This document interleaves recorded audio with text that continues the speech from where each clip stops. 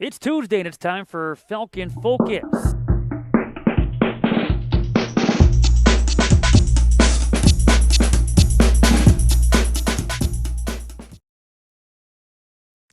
Welcome to this week's edition of Falcon Focus, season number 4, episode number 2, and it's an all-soccer edition.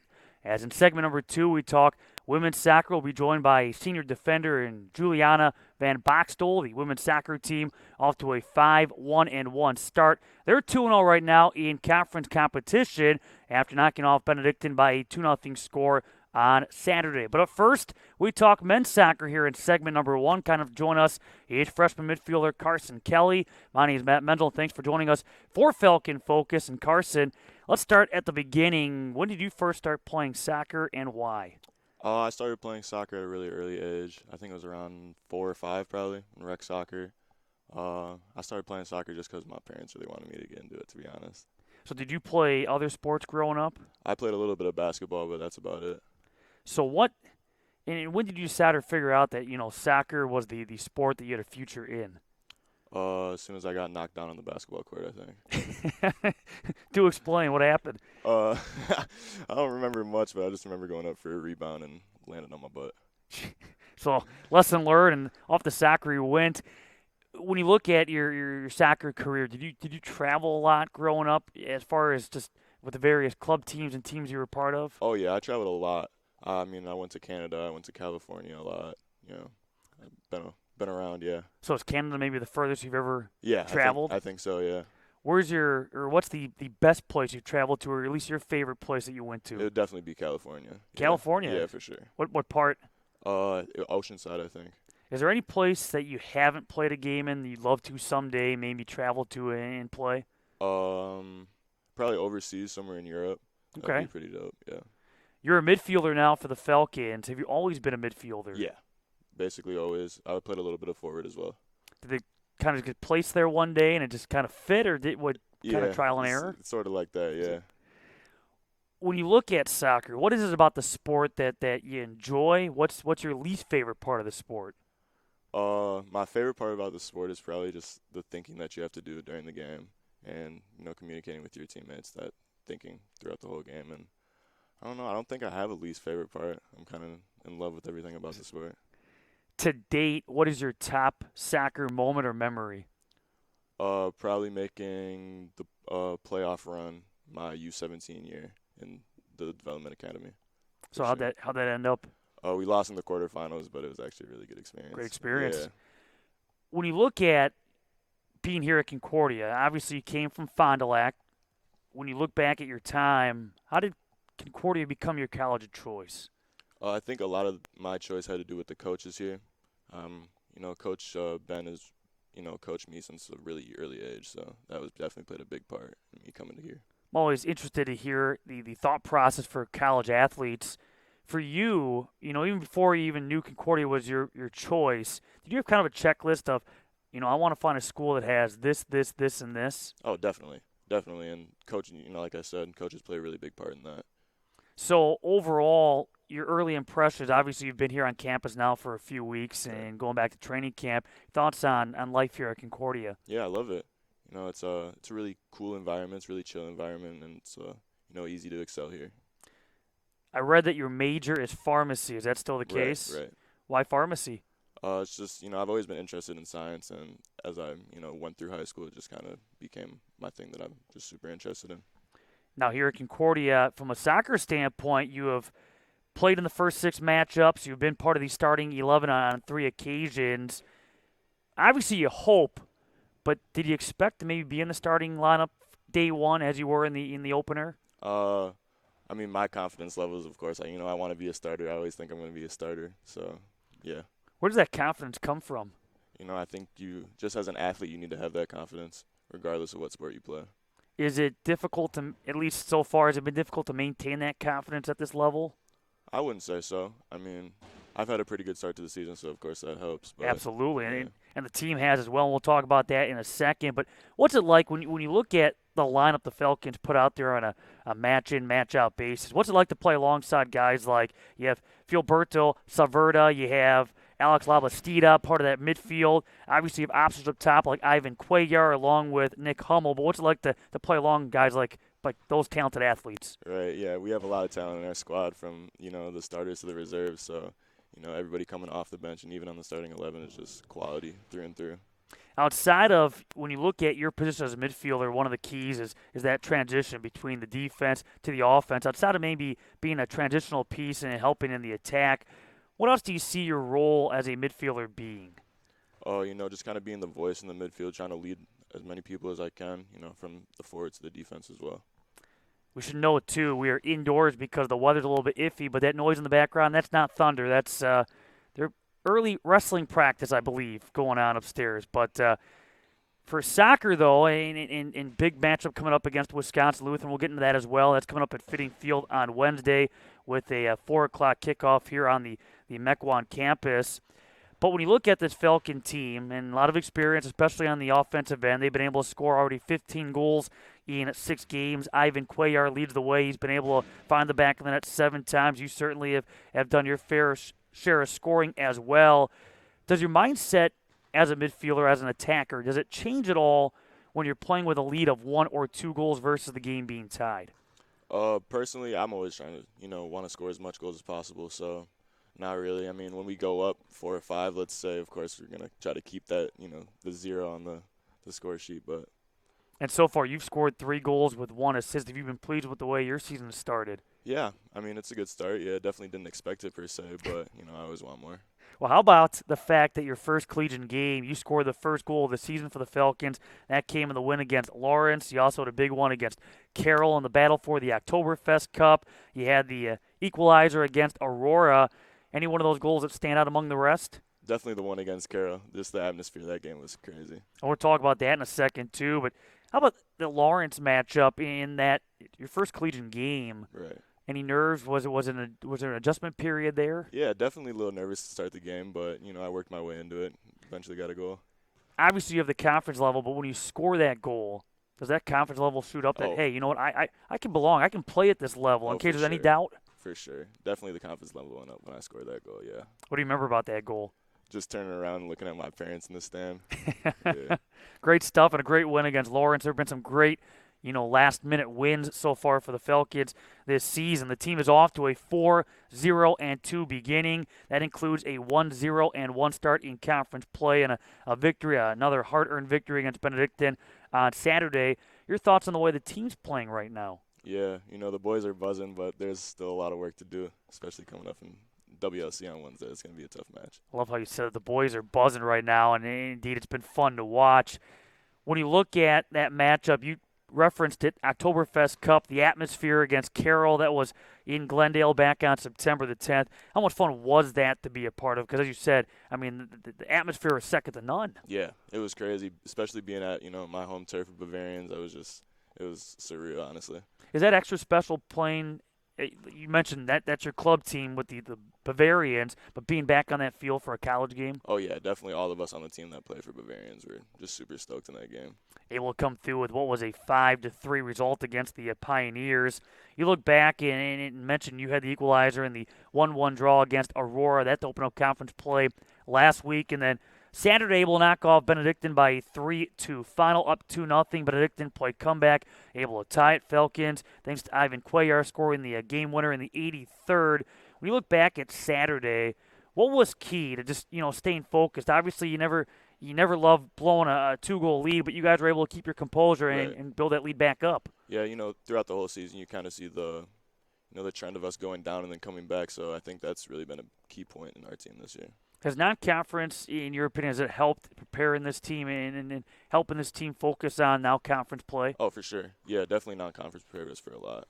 You mentioned it. Up next for the Falcons is the big one coming up against Wisconsin Lutheran. They're all big, and the next one is bigger and bigger and bigger and so on. But this is a Warriors team that is off to a 5-1 start. They're 2-0 in conference play after wins against Marion and Illinois Tech, winning those 2 games by a combined 9-1 score. And it's become quite the rivalry as of late. It's been heated at times between the Falcons and Warriors. What do you expect tomorrow? I expect a battle. Like every game, we try to go in every game with the same mentality. So, That's coming up at 4 o'clock. Be out there at Fitting Field. The weather expected to be nice for that matchup here on the Mequon campus. Do note also from a men's soccer standpoint, goalkeeper Jeremy Munoz about to be named the Ncaa Goalkeeper of the Week, or the Defensive Player of the Week. So congrats to Jeremy Munoz on that accolade. It's got to be fun to watch him develop, huh? Oh, yeah, I played with him from a young age as well. So, have you? Yeah. We played at Bavarians together, so, it's really cool to watch him grow and develop. Is that neat when you look at this roster? There are a lot of guys that have that tie to the Bavarian club, right. that you already know kind of what to expect from one player or another. Right. Yeah, it's definitely cool seeing that. A very talented freshman class has been brought in by Coach Aleska and company, and they have fit right in with what is already an experienced bunch. I guess finally, and I ask every athlete this as we wrap up our segment, goals you have for yourself, both personally and for the team now going forward. I set really high goals for myself, but definitely for the team is winning conference this year. Definitely that, and we have talked about that so far. And this team has 11 regular season games left, 10 of those in conference play. Carson, all the best. It's been fun to watch. Thank you. And can't wait to see what the rest of the season has in store for both Carson and the Falcons, who, again, unbeaten at this point, and a big test coming up on Wednesday, Wisconsin Lutheran, 4 o'clock, that from Fitting Field. When we come back, our focus switches to women's soccer as we continue with what is an all-soccer edition of Falcon Focus on the Falcon Athletic Network.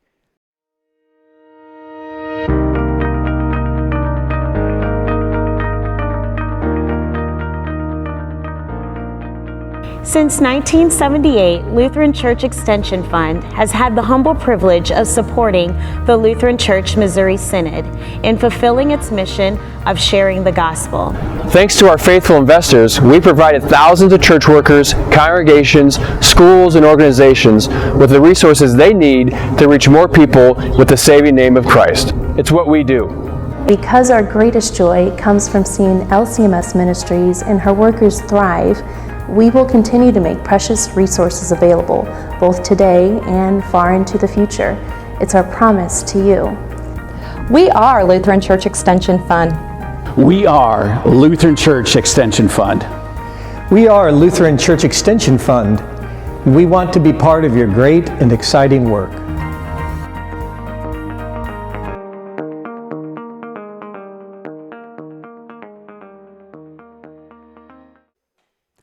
Welcome back to our all-soccer edition of Falcon Focus. We thank Carson Kelly for joining us in segment number 1. And now our focus switching to women's soccer here in segment number 2. And Juliana Van Boxtol kind enough to join us, the senior defender for a Falcon women's soccer team, off to a 5-1-1 start, 2-0 in conference play following wins against both Aurora and Benedict and a couple of 2-0 victories to start league play. And Juliana, let's start there and just your thoughts on the way the team's playing right now. Yeah, I think we have a really great start to this season. We've been working really well together. I think we're just continuing to refine some things, but looking forward to getting into WLC this weekend, and then IAT is a big game coming up. So yeah, practice has been just kind of putting on those finishing touches, always continually improving ourselves. So we're looking forward to it, and it's been a great start. Big win on Saturday, knocking off Benedictine 2-0. Couple of goals scored by Jordan Lafferty, but also getting Selena Eston back from injury.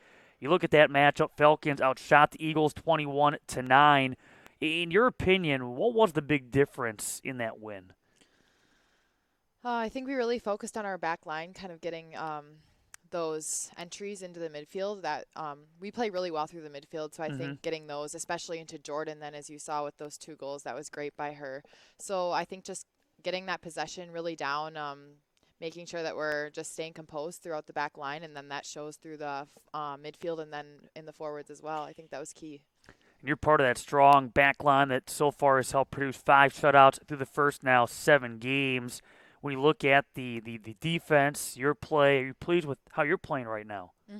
Yeah, I think it's been really nice having us 4 through the back line. We're really getting to know one another, seeing how each other plays. So I think finding that chemistry is just going to be key for us too through the season. And do note that Brooke Braga, the goalkeeper for the Falcons, is going to be named this week's Ncaa Defensive Player of the Weekend, coming off back-to-back conference shutouts. Speaking of Brooke, and obviously you got the opportunity to play in front of her a little bit last year. I know she started the first couple of games thanks to an injury and played a little bit here and there, but she's taking over the full-time duties here this season. Does that take some getting used to, just kind of knowing maybe how Brooke plays? Yeah, it is definitely interesting having a new goalkeeper, having Kaylee Sturkle throughout all of last season. So it's been different getting to know how she plays and how we should play off of her. But it's been better every game, and we've been getting to know like what she likes to do, what we like to do, and kind of finding that connection. You guys had a challenging slate between September the 7th and the 11th. 3 games, 3 non-conference games, all on the road. You tied, at the time, third-ranked Loris. You went on to play at Denison. You also played at Kenyon.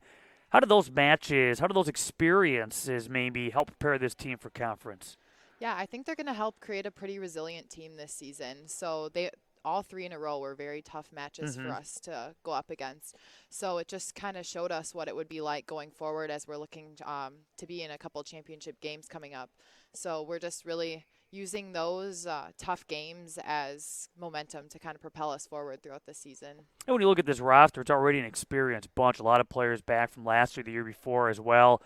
But does a trip like that Ohio trip, for instance, does that help just with bonding? It's already a close-knit group, but does that bring you guys even closer? Oh, yeah, definitely. Like 9 hours spent on a bus there, and then having 2 nights spent in the hotel. It's mimicking what it'd be like if we were in the national tournament. So it was very nice to kind of spend that time in the hotel, like eating every single meal together. I think we really connected over that weekend, and it's brought us closer for conference play. So how do you spend 9 hours on a bus?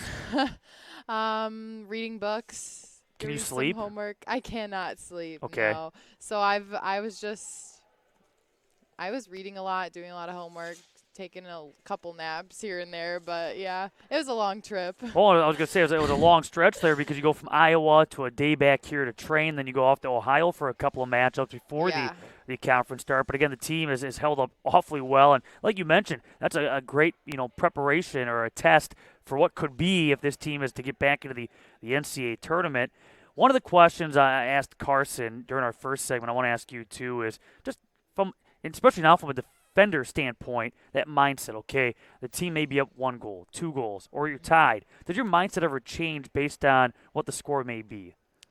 I'm never really thinking about the score. As soon as it's 1-0, I'm thinking it's 0-0. Like, I still want to keep that clean sheet, like, just go all out all the time. Like, there's no letting loose or setting back if we're up 1 goal. I'm never put at ease by that ever. So never. Yeah. I feel like I can never let my guard down, even if we're up by 1 or 2 goals. It's always just go all out and see what we can do with it. How about for you as from an approach standpoint? I know in the past you've come off the bench. Now you're back in the starting 11 here this 2022 season. Does your approach change whether you're a starter or coming off the bench? I've learned to find my comfort in being in the starting 11. It's kind of nerve-wracking coming off the bench almost more so than being in the starting 11 because I found my rhythm with the team now. I'm really enjoying being there, and yeah. Now, coming off the bench, were you able to, again, go in there thinking the game is 0-0 and approach it like you do now, or has that changed? Because obviously sometimes if you're coming off the bench, it may be 1-0, 2-0, whatever the score. There may be a score versus as a starter where it's 0-0. Right. I think maybe last year, if I can think back, coming in when it was 1-2-0, the pressure's on. You're coming off the bench, and you don't want to be the one to let the goal in. So I guess it's like the frantics are high, too, for that. Sure. So it's kind of hard to calm the nerves down. But once you're in the rhythm of the game, then it's just playing. That's what it comes down to. When you look at your role as a defender, outside of trying to stop the opposition from shooting and scoring, is there more to that role, or what do you see the role of defender all entail? Yeah, so defender can also mean being part of the attack as well, as which we've been practicing this past week. Having 4 in the back, it's been allowing me to kind of advance a little bit into their side of the field as well. So not only being there, being able to cut off their passes and then also take that into the attack and then hit our wingers and our midfield for crosses into the goal for assists, and looking forward to getting there too. As a soccer athlete, have you always been a defender? No, I actually was striker for all 4 years of high school. Wow. Yeah, so I was leading goal scorer for our team in high school, and then I came here and they said, oh, we look like you'd make a great defender. So, I mean, I transitioned to the role of defense my freshman year here, and I've really loved it. So. Did you come in, though, with the mindset maybe that you would be on the attack? Yeah. Okay. How long did it take you to make that transition?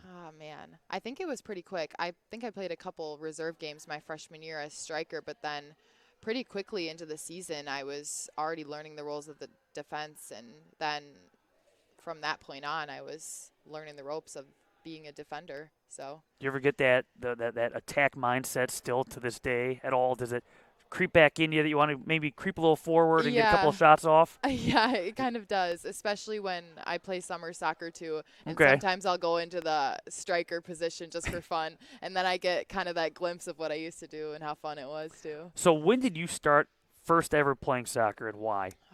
I was probably 4 years old, just because my parents threw me into it.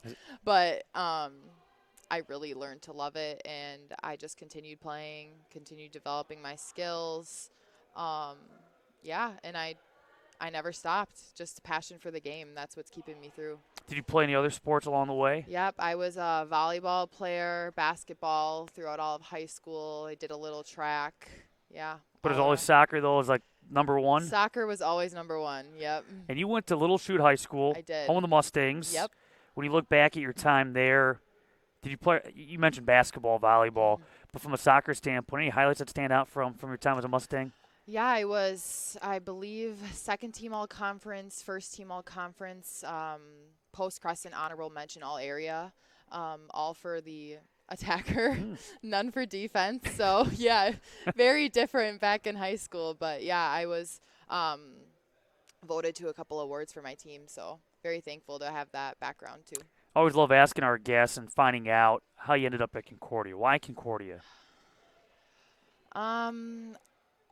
I don't really know. They had a great biomedical science major, which the biomedical science major wasn't offered in very many other universities in Wisconsin. So that was a huge standout to me, along with the Division III sports and the ability to continue my soccer career, and then also having the pre-physician assistant program that I'm interested in pursuing. So. Did you always have that in the back of your mind that you wanted to play college soccer? Or was that kind of a hope? It wasn't a deciding factor for me, really. So I had actually been accepted to UW-Madison and Concordia, and those were actually the final two schools that I was coming down to, one of which I would be able to continue and one which I wasn't going to be. So I think it was more the school aspect and then just the passion for soccer that I had that I was like, hey, let's give this a shot. So now that you're here and you've been here, your favorite thing about Concordia? I really love the community here. It's been great.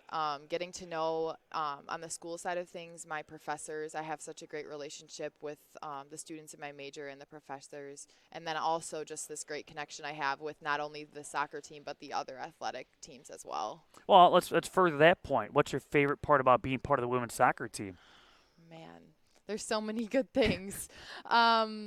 I just love the culture that we have here. It's so positive, and I love being around my team. I'm so excited to go to practice and to games every day. It's never dragging, or when the end of the season comes, I'm never like, oh, I was ready for that to be over. It was, oh, I wish we could keep going, because I just love the culture that we have. You guys get that opportunity. Obviously, you have the fall season, then you have the spring season. You went through the whole COVID unique spring campaign. Was it nice to get kind of back into routine this past school year where you had the traditional fall season, you had the spring season, you had whatever you wanted to do in the summer, and then you get back into this fall? Definitely. Being in spring season was hard, especially having it's winter when we're preparing for spring season. So when I was training to be in shape for the spring season, it's so hard because you can't get out on that field because it's covered in snow.